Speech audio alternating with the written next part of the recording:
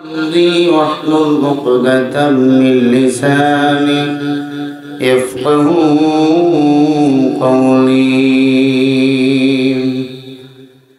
अमाल से बनती है जन्नत भी जहन्नम, है खाक फतो मेरा तुम्हें नना निहाय न नूरी, हे खाक फतो मेरा तुम्हें नना निहाय न नूरी। अल्लाह बोलें वला तक़ूलू लिमन युक़्तलू फ़ी सबीलिल्लाहि अमवात बल अहयाउ वलाकिन ला तशऊरून।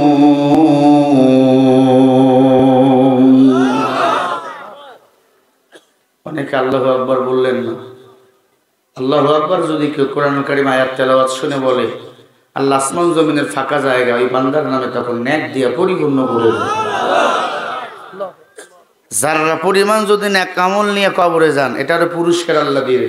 ফামান ইয়ামাল মিসকালা যাররাতিন খায়রান ইয়ারা ওয়া মান ইয়ামাল মিসকালা যাররাতিন শাররান ইয়ারা। যারা পরিমাণ গুনাহ নিয়ে গেলেও এর সাজা দিবেন আল্লাহ, আবার নেক নিয়ে কবরে গেল পুরস্কৃত করবেন কে? আপনার কবরে আপনাকেই যেতে হবে, আমার কবরে আমাকেই যেতে হবে। আপনার হিসাব আপনাকে দিতে হবে, আমার হিসাব আমাকেই দিতে হবে, অন্য কেউ দেবে না। আল্লাহ বলেন যারা কোরআনের জন্য ইসলামের জন্য জীবন দিয়ে দেয় এদেরকে তোমরা মরা বলিও না, এরা হলো শহীদ। আর শহীদদের বিনা হিসাবে আমি আল্লাহ জান্নাতের মেহমান বানিয়ে দিই।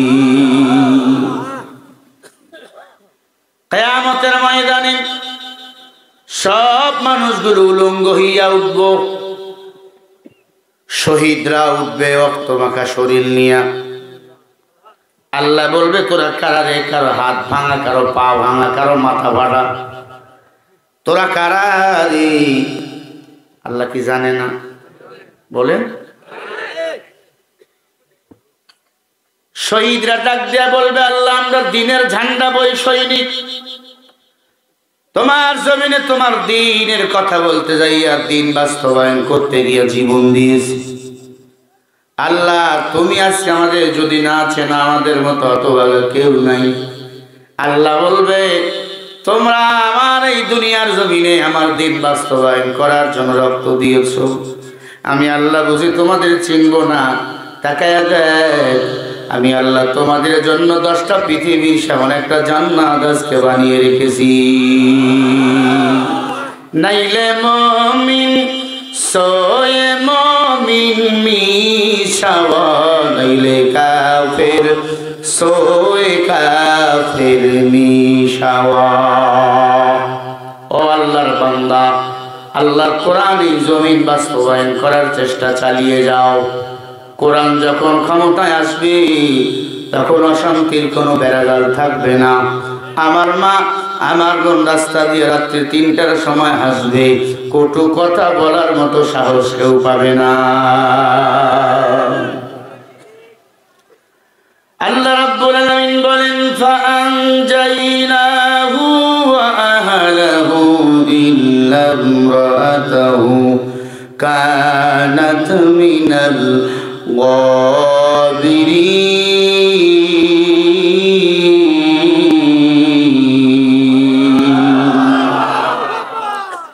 সূরা আল-আরাফ 8 নম্বর পারা 20 নম্বর পৃষ্ঠা 3 নম্বর লাইনের 83 নম্বর আয়াত। আল্লাহ বলে দুনিয়াতে যার নেতা হবে ভালো, কিয়ামতের ময়দানে আমি আল্লাহ তার হিসাবটাও করব ভালো। ভালো নেতা তোমরা দুনিয়াতে তৈরি করো, যারা কোরআন অনুযায়ী নিজের জীবন চালায়, কোরআন দিয়ে রাষ্ট্রটা গঠন করতে চায়, তাদেরকে তোমরা নেতা বানাও। ওই রাষ্ট্রের মধ্যে যাই হোক না কেন দুর্নীতি হবে না, পথের বদলে বাঁশ কেউ কখনো দিবে না। আজ আমার বাংলাদেশে স্বাধীন হওয়ার 54 বছর হয়ে গেল, শান্তি নামের বস্তু এখন আমরা খুঁজে পাইনি। শান্তি যদি পেতে চাও আল্লাহ বলেন হুদাল লিন্নাসি ওয়া বাইনাতিম মিনাল হুদা ওয়াল ফুরকান।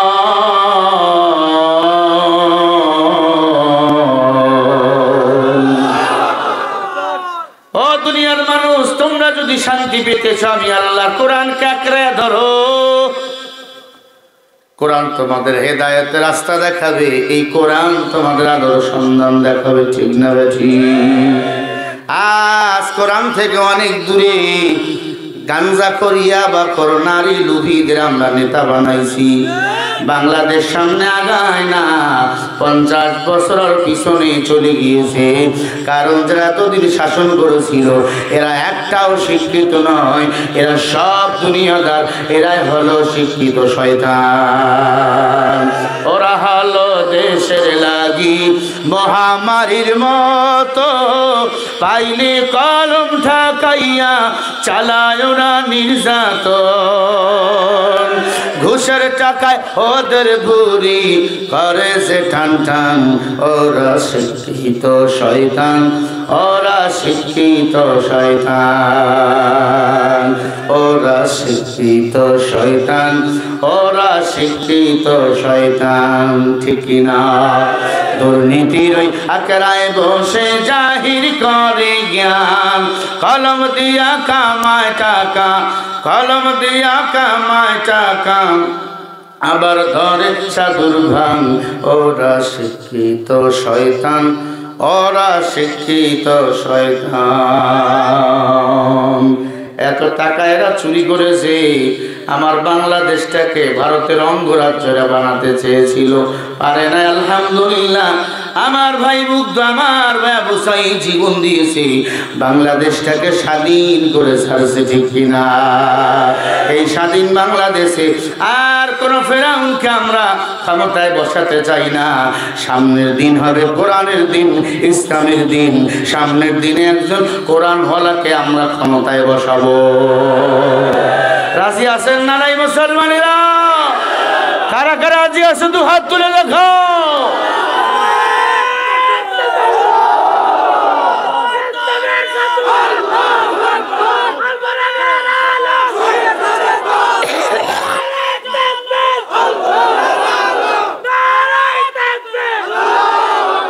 আল্লাহ রাব্বুল আলামিন বলেন ওয়ামান আহসানু কাওলাম মিম্মান দাআ ইলাল্লাহ ওয়া আমিলা সালিহান ওয়া ক্বালা ইন্নানি মিনাল মুসলিমিন।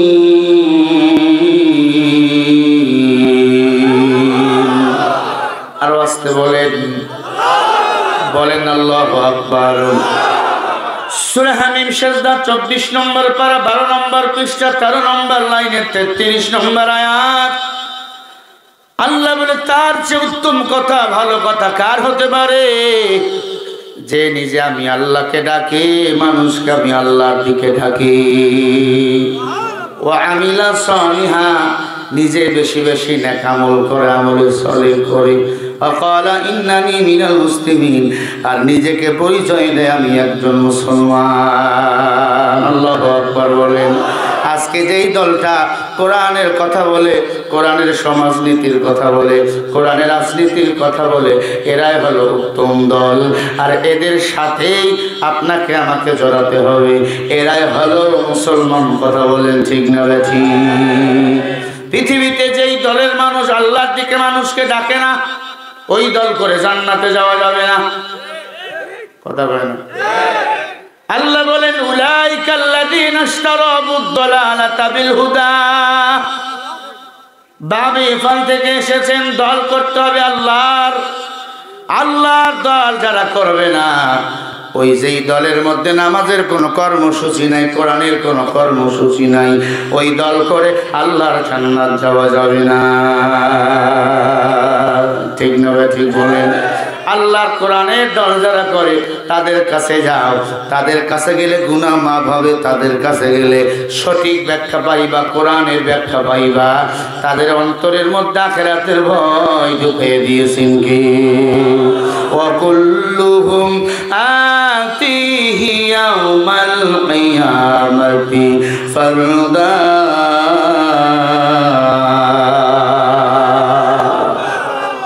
হাসরের ময়দানে আমাদের হিসাব দিতে হবে আল্লাহর কাছে একা একা। কোন নেতার সামনে দলে দলে আল্লাহ আমাদের ডাকবেন, আল্লাহ সবাইকে ডাকবে একা একা। ওই আব্দুর রহমান মশিপুর বাড়ি আসো, আমল নামায় হিসাব দিয়ে দাও, কি করছো 63 বছর জিন্দিগিতে। যদি বলেন আল্লাহ নামাজ পড়ি নাই, রোজাও রাখি নাই, হজটাও করি নাই, কি করেছো? আল্লাহ খাইদাইছে, জীবনটা সুন্দর করে সাজাইছি। আল্লাহ তখন বলবে রে বান্দা, তোর মতো হতভাগা কেউ নাই, যা যা তুই জাহান্নামে চলে যা। এরে আল্লাহর বান্দারা, আমাদের সবার দিলের তামান্না সবাই জান্নাতে যেতে চায়। আল্লাহ জান্নাতে যদি যেতে চাও, একজন কোরআনওয়ালা নেতাকে অনুসরণ করো, মরতে দেরি, আল্লাহর জান্নাত যাইতে দেরি হবে না। কোরআনওয়ালার কাছে যাও, ভালো পরামর্শ পাইবা। ইয়াবাখোরের কাছে গেলে কমপক্ষে ইয়াবা না পাইলো গাঞ্জা পাইবা। কি নামাজির কাছে গেলে নামাজের কথা বলবে, আল্লাহওয়ালার কাছে গেলে আল্লাহ আল্লাহ জিকিরের তালকিন দিবে। কথা বলে না? নবীর উম্মত, তুমিও মায়ের সন্তান, আমিও মায়ের সন্তান। তোমার দিলের তামান্না আমার দিলের তামান্না এক। দুনিয়া কিছুই না, এই দুনিয়া থেকে চিরদিনের জন্য বিদায় নিয়ে চলে যেতে হবে বাবা। কুল্লু নাফসিন যায়িকাতুল মাউত, প্রত্যেকটা প্রাণীকে মৃত্যুর স্বাদ গ্রহণ করতেই হবে, আজ অথবা কাল। কেন গুনাহ করো? গুনাহ ছেড়ে দাও। যৌবন নিয়ে বাহাদুরি যেমন চলে না, এই দুনিয়াতে ক্ষমতা নিয়েও বাহাদুরি তেমন চলে না। অত ইজ্জু মান তাশা, ইজ্জতের মালিক বলেন কে? কোরআন নিয়ে এগিয়ে যাও, ইজ্জত বাড়িয়ে দিবেন আল্লাহ। বেধর্মীর ঘরের সন্তানরা কোরআন মানল, তারা আজকে জান্নাতের টিকিট পেয়ে জান্নাতি। আবু বকর বেধর্মীর ঘরের সন্তান ছিল, উমর ছিল বেধর্মীর ঘরের সন্তান। আপনার আব্বায় মুসলমান, আপনার বাবায় মুসলমান, মায় মুসলমান। আমাদের তো জান্নাত ডাকে, আমরা এমন ভাবে জীবন চলাই, নিজেরাই নিজের কপালকে মন্দ বানিয়ালো। নবীর উম্মতের দল। এজন্য বলি বাবা, গুনাহ ছেড়ে দাও, কোরআনের আন্দোলন করো, ইসলামী আন্দোলন করে জীবন চালাও। মরতে দেরি, আল্লাহর জান্নাত যেতে দেরি হবে না। হযরত আলী বলেন, আমি যতদিন বেঁচে ছিলাম কোরআনের উপর, ইসলামের উপর অটল ছিলাম, কারণ কোরআন হলো মুসলমানের শ্রেষ্ঠ সংবিধান। এই কালামে জিন্দা কোরআনে হাকিম হিকমতে লা ইয়াজালাস তো কাদিম। হযরত ওমর বলে, সব জায়গায় উল্টা পাল্টা চলে, আল্লাহ কোরআনের সামনে উল্টা পাল্টা চলে না। হযরত ওমর ক্ষমতার মসনদে বসে, এক যুবক উমরের দরবারে এসে বলে, আমিরুল মুমিনিন উমর, আমি একটা পাপী যুবক, আমি এমন পাপ করেছি, এই পাপের কথা যদি আপনি শোনেন, আপনি আমাকে দুনিয়া থেকে বিদায় করে দিবেন। উমর বলে, যুবক বলো তুমি কি পাপ করেছো? ভয়ে উমরের সামনে যুবক পাপের কথা বলে না, কারণ উমরের কথার আগে তরবারি চলে। উমর কখনো হককে বাদ দিয়ে বাতিলকে সাপোর্ট করে নাই। এই জন্য আমার নবী উমরের ব্যাপারে বলেন, লাউ কানা বাদি নাবিয়্যিন লাকানা উমর, আল্লাহ যদি আমার পরে নতুন কোন নবী বানাইতো, আমার সাহাবী উমর হইতো নতুন নবী। উমরের এত দাম, কারণ উমর সব সময় হকের উপর অটল ছিল। যা আল হক ওয়া জাহাকাল বাতিল ইন্নাল বাতিলা কানা যাহুকা। হকের আওয়াজ দিবা, বাতিল আজ না হোক কাল এই জমিন থেকে পালাতে বাধ্য হবে। আর সত্যর বিজয় বলেন দান করবেন কে? লড়াইয়ের ওই ময়দানেতে যেতে তোমাকে হবে, প্রয়োজনে সব রক্তটুকু জমিনেই ঢেলে দেবে। তবুও তোমায় লড়তেই হবে, মানিবে না পরাজয়। বিপ্লব মানে জীবন দেওয়া, বসে থাকা নয়, সে কোনো দিন আসবে না, করো যদি ভয়। ঠিক না? আসবে বিজয় রক্ত আর জীবনের বিনিময়, আসবে বিজয় রক্ত আর জীবনের বিনিময়। বিপ্লব মানে জীবন দেওয়া, বসে থাকা নয়, সে কোনো দিন আসবে না, করো যদি ভয়। কোথা থেকে কোন ভিনদেশি শগুন আমার দেশে এসে সেবার নামে বসলো তারা মির্জাফরের বেশে। ওদের করতে নাস্তানাবুদ, ওদের করতে নাস্তানাবুদ হতে হবে নির্ভীক। বিপ্লব মানে জীবন দেওয়া, বসে থাকা নয়, সে কোনো দিন আসবে না, করো যদি ভয়। ঠিক না ঠিক? ও মুসলমান, ভয়কে জয় করতে হবে, তাহলে কাঙ্ক্ষিত বিজয় বলেন দান করবেন কে? যুবক ডাক দিয়ে বলে, আমিরুল মুমিনিন ওমর, ওমর আমি এক যে পাপ করেছি, এই পাপের কথা বললে আমার বড় ভয় হয়। না জানি তুমি ক্ষমা পাওয়ার আগে তরবারি দিয়া কল্লাটা কেটে আলাদা করে দাও। ওমর ভয় লাগে নবীর দরবারে গিয়ে যেতে, চলো আমাকে একটু নিয়ে নবীর দরবারে চলো। যদি নদীর কাছে গিয়ে বলি কমপক্ষে তুমি আমাকে নবীর সামনে বিদায় করে দিবা না। হযরত ওমর যুবককে নিয়ে আমার নবীজির দরবারে চলে গেল। যুবক চোখের পানি ছেড়ে বলি, ইয়া রাসূলুল্লাহ, আমি একটা পাপী যুবক আপনার কাছে এসেছি। আমি এমন পাপ করেছি, আমি আমার চেহারার দিক তাকাইতে লজ্জা পাই। কি পাপ করেছিল যুবক? ডাক দিয়া বলি, ইয়া রাসূলুল্লাহ, মক্কার বুকে যত মানুষ মারা যাইত, ওই গ্রামে যত মানুষ মারা যাইত, তাকে যখন দাফন করে আসতো, আমি গভীর রাতে যাইয়া ওই কবরের মাটি সরাইয়া কাপড়ের কাপড় চুরি করে বাজারে বিক্রি করতাম। তার মানে আমি ছিলাম একটা কাপড় চোরা। ওমর, আমি কাপড় চুরি করে বাজারে বিক্রি করি কাপড়ের কাপড়। ওমর আপনি সাক্ষী, আমার আল্লাহ সাক্ষী, এই কাজ করতে আমার আর ভালো লাগে না। আমি বলেন, এই পাপকে আল্লাহ আমার ক্ষমা করুন। শুধু তাই নয়, মদিনার একটা সুন্দরী মেয়ে মৃত্যুবরণ করলো। আমি ওই মেয়ের কাপড়ের কাপড় চুরি করার জন্য গেলাম।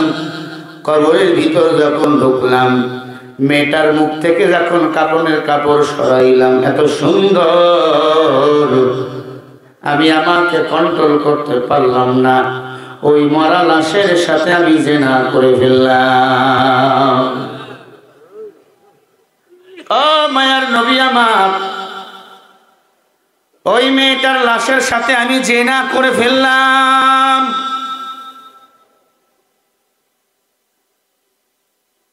নবী, জিনা যখন আমার শেষ হয়ে গেল, মেয়েটা যখন নাপাক হয়ে গেল, ওই মেয়েটার রুহটা আমাকে এসে জড়াই ধরে বলে, রে যুবক, তুই এটা কি করলি রে যুবক?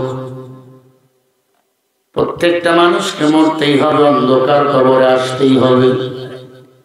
এ যুবক, আমাকে তুই নাপাক বানাইলি, আল্লাহর আদালতে তুই কেমনে এই মুখ নিয়ে দাঁড়াইবি রে যুবক? এ যুবক, তুই আমাকে কবরে একা পাইয়া নাপাক বানাইলি, তোর কি মরণের ভয় নাই?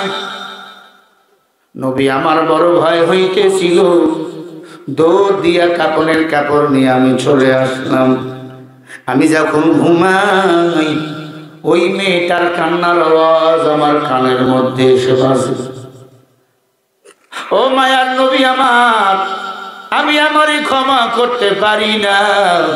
আয়নার সামনে আমি কোনোদিন দাঁড়াই না। আমি পাপ করেছি, এই পাপ নিয়ে যদি আল্লাহর দরবারে দাঁড়াই, আল্লাহর কাছে আমি কি জবাব দিব রে নবী? বলেন, এই পাপ কি আল্লাহ আমার ক্ষমা করবে না? আল্লাহর নবী হেসকে হেসকে কান্না করতেছেন, চোখের পানিগুলো মুক্তার দানার মতো পড়তেছেন। আড্ডা দিয়ে বলে, যুবক আমি নবীর দরবার স্যার। উমর বলে, দরবার স্যার, না হলে তরবারে দিয়া কল্লাটা আলাদা করে দেব। যুবকের মনের মধ্যে আরো অশান্তি শুরু হয়ে গেল। যেহেতু যুব সমাজের মাহফিল, আমি যুবকদের বলি, রে যুবক, যখন তুমি ঘরের দরজা বন্ধ করে একা একা মোবাইলে কি যেন দেখো, তখন মাটি আল্লাহর কাছে ফরিয়াদ করে, রব্বুল আলামিন অর্ডার দাও, তোমার বান্দা তোমার দেওয়া চোখ দিয়া উলঙ্গ নারীর ছবি দেখে, তোমার বান্দা তোমার দেওয়া চোখ দিয়া গুনাহ করে, সারা রাত মোবাইল চালায়, খারাপ দৃশ্য দেখে, আছে না নাই? ও যুবক, মনে করছো কেউ দেখে না, তোমার মা দেখে না, তোমার বাবা দেখে না, কিন্তু আমার আল্লাহ দেখে।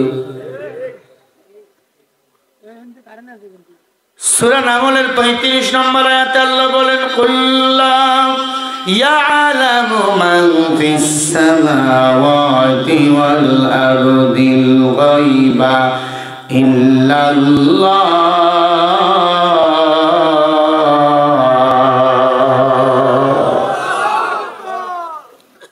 আল্লাহ বলে, নবী আসমান জমিনের কোন বাসিন্দা গায়েবের মালিক না, গায়েবের মালিক একমাত্র হলাম আমি আল্লাহ।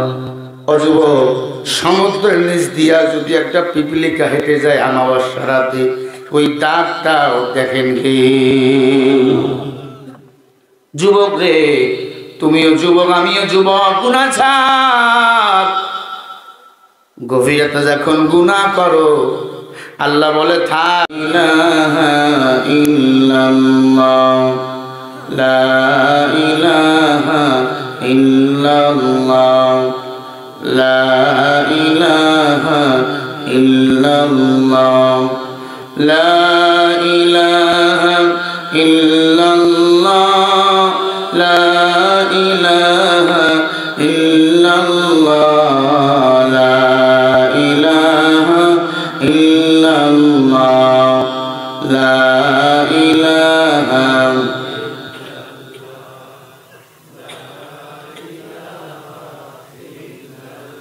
পুরুষদের মতো গলা ছেড়ে জিকির করেন, লা ইলাহা।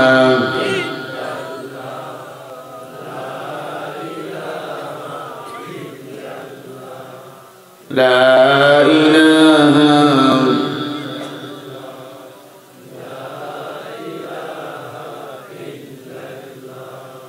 লা ইলাহা লা ইলাহা লা ইলাহা লা ইলাহা ইল্লাল্লাহ, লা ইলাহা ইল্লাল্লাহ, লা ইলাহা।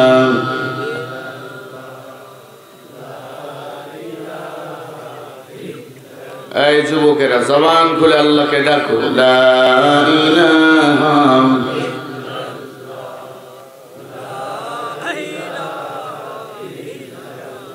জিকির হক আমদ বিদাই রোহেরা,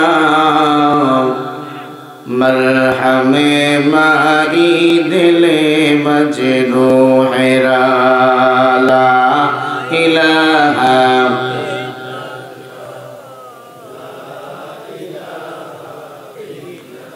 লা